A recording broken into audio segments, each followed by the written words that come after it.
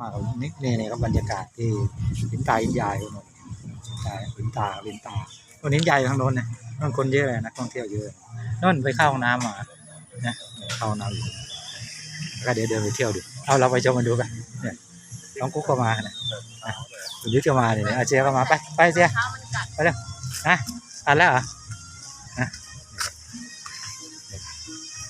บรรยากาศเข้าน้ำทันสวรรค์ข้างบนนั้นไปชมวิวได้อีกเห็นวิวสูงเนาะบรรยากาศดีมากโอ้สุดยอดไม่ได้พูดถึงเอาบ้านมาให้ป้าบรรยากาศหินตาหินใหญ่ครับเที่ยวหินตาหินใหญ่โอ้บรรยากาศนะก้าวน้ำมันนี่หินตาหินใหญ่โอ้บรรยากาศไปเดินเที่ยวนี่บรรยากาศนักท่องเที่ยวเยอะๆนักท่องเที่ยวเยอะนะเที่ยวหินตาหินใหญ่เยอะบรรยากาศดีมากนี่ครับมีขายกะหล่ำแมโอ้เยอะ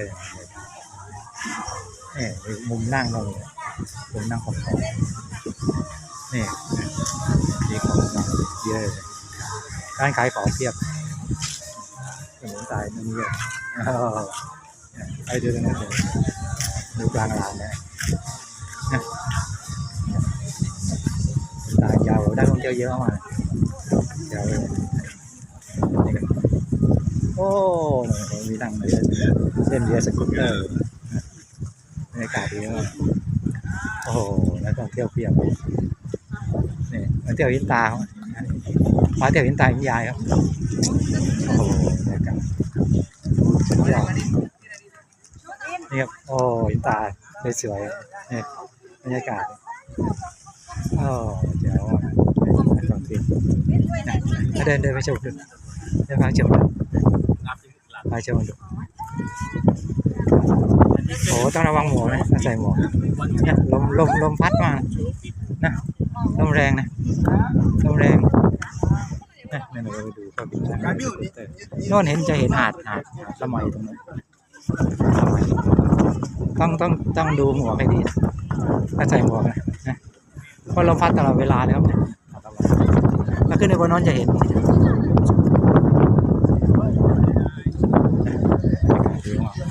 สุดยอดอ๋อเนี่ยสุดยอดสวยมากนะมาเที่ยวชมนะเดินพักผ่อนในสวนแล้วเที่ยวชมที่เกาะสมุยครับหินตาหินใหญ่ที่เกาะสุดยอดนะโอ้นี่ครับโอเคยังไงมาเที่ยวชมมาบ้างเที่ยวเกาะสมุยครับ